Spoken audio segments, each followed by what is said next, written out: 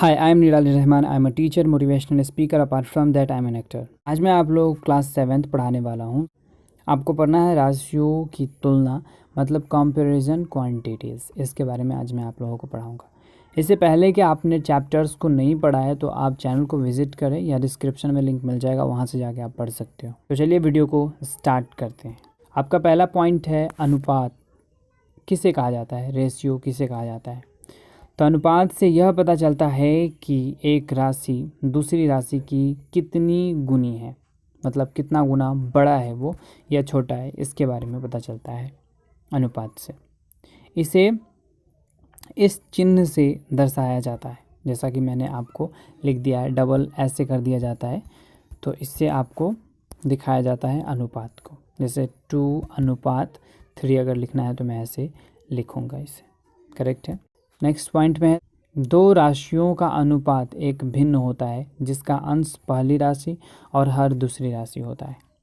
मतलब आपको जैसा कि यहाँ पे दिख रहा है 2/4 अगर लिखा हुआ है तो इसको 2:4 लिखेंगे। नेक्स्ट पॉइंट में है, अनुपात हमेशा सजातीय राशियों का होता है, विजातीय का नहीं होता है।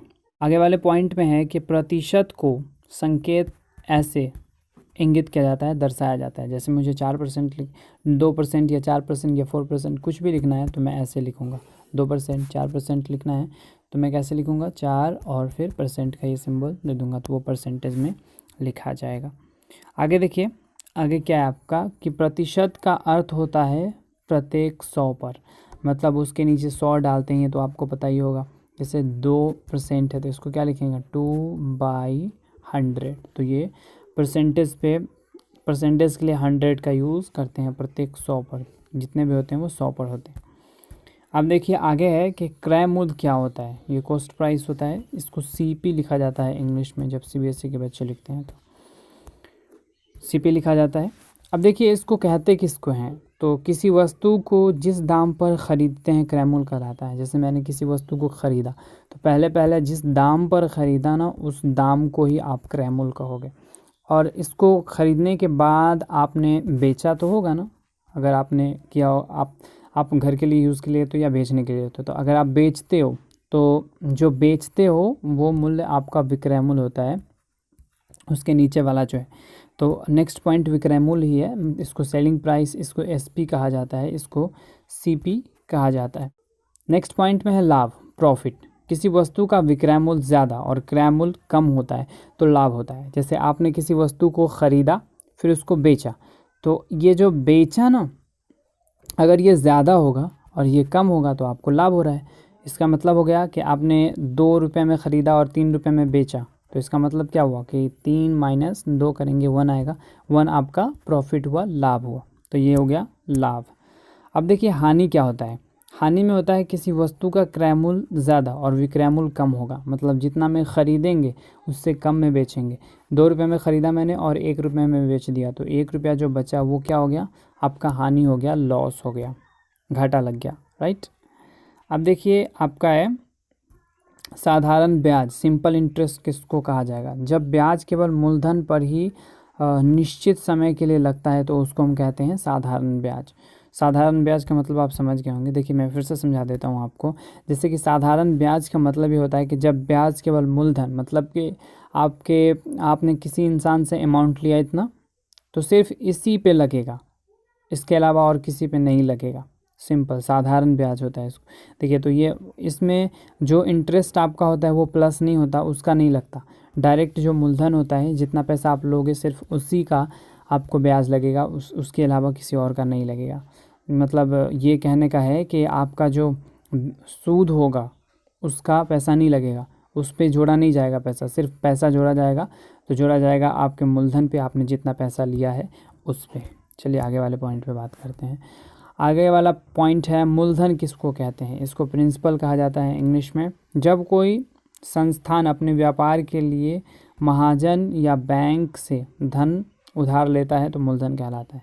कोई भी संस्थान हो या व्यापारी हो अपने महाजन से पैसा लेता है तो उसको हम कहेंगे कि वो मूलधन है। जितना पैसा लेगा वो मूलधन होगा, ठीक है। अब देखिए आगे वाले पॉइंट में क्या है, ब्याज। ब्याज किसको बोलेंगे, उधार लेने पर एक निश्चित समय के बाद मूलधन के अलावा कुछ ज़्यादा पैसा देना पड़ता है, उसी को कहा जाता है ब्याज, इंटरेस्ट इसको इंग्लिश में कहते हैं। ठीक है, आई होप आप समझ गए होंगे। मैं एक बार और समझा दूँ, जैसे आपने किसी से 2 रुपया लिया और कुछ 4 साल के बाद आपको उसको 5 रुपया देना पड़ा, तो इसमें कुछ पैसा ऐड कर रहे हैं ना, 2 के अलावा मैं 3 रुपया ऐड कर रहा हूँ, तो ये क्या हो गया, ये जो 3 रुपया आया, 3 रुपीज़ आया, ये हो गया इंटरेस्ट, ब्याज। चलिए आगे वाले पॉइंट में देखें, दर किसको बोलते हैं, इसको इंग्लिश में रेट कहा जाता है, आर से लिखा जाता है इसको। तो 100 रुपये पर 1 वर्ष का कुल ब्याज दर कहलाता है। जैसे कि 1 वर्ष में 100 रुपये पर जो लिया जाता है, जो ब्याज लिया जाता है, वो ब्याज दर कहलाता है। ठीक है, इसको रेट ऑफ इंटरेस्ट कहते हैं। तो चलिए नेक्स्ट पेज को पढ़ लेते हैं। पेज नंबर 2 है आपका ये।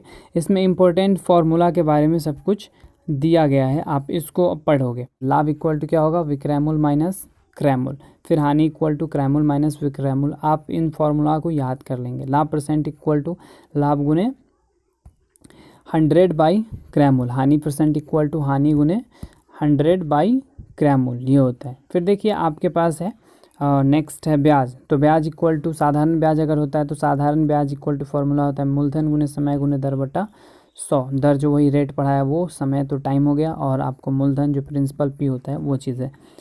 आगे देखिए क्या है, आगे आपका फार्मूला है ये वाला। इस फार्मूला में है आई, वही चीज़ लिख दिया है मैंने, I equal to PRT by 100। इसको वही फार्मूला, ऊपर वाले फार्मूला को मैंने लिख दिया है इंग्लिश में। मूलधन क्या होता है, मूलधन अगर निकालना हो तो वैसे ही निकाल देंगे जैसे कि पीछे आप देख रहे हो, जैसे ब्याज गुने 100 समय गुने दर, फिर समय इक्वल टू ब्याज गुने 100 मूलधन गुने दर, और उसके बाद है दर इक्वल टू क्या होगा, ब्याज गुने 100 बाई मूलधन गुने समय। ये निकाला जा सकता है, जैसे कैसे निकालेंगे मैं आपको एक बार समझा देता हूँ। आपके पास ये वाला फार्मूला है, याद है, तो आप ये नीचे का जितना फार्मूला है वो सब निकाल सकते हो। कैसे निकालोगे ज़रा बताता हूँ। देखो, साइड चेंज और साइन चेंज वाला आप फार्मूला पढ़े होंगे। साइड चेंज, साइन चेंज अगर आपने नहीं पढ़ा है तो वीडियो के चैनल पर जाएँ और चैनल को विजिट करें, वहाँ से जा करके आप पढ़ सकते हो। जैसे देखो, इस ब्याज को अगर इस 100 को मैं इधर लेके जाता हूँ, ये डिवाइड में इधर जाएगा तो किस चीज़ में कन्वर्ट होगा, मल्टीप्लाई में। सो ब्याज गुने कितना हो जाएगा, 100, ब्याज गुने 100 हो गया।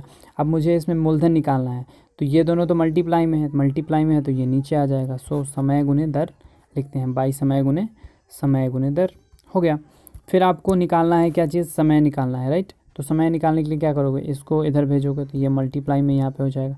और बचा क्या, मूलधन और दर, तो मूलधन और दर नीचे ले जा करके मूलधन और दर लिख दोगे, हो गया। फिर आपको अगर दर निकालना है तो वैसे ही करोगे, 100 को इधर भेजोगे, 100 को इधर भेजने के बाद आप क्या करोगे कि समय को और मूलधन को नीचे भेज दोगे, तो ये पक्षांतर करके आप इसको निकाल सकते हो। तो ये था आपका पेज नंबर 2। वीडियो अच्छा लगा है लाइक करें, चैनल को सब्सक्राइब करें और बेल आइकन को हिट करना बिल्कुल भी ना भूलें। मैं निराली Rahman, thank you very much, have a good day.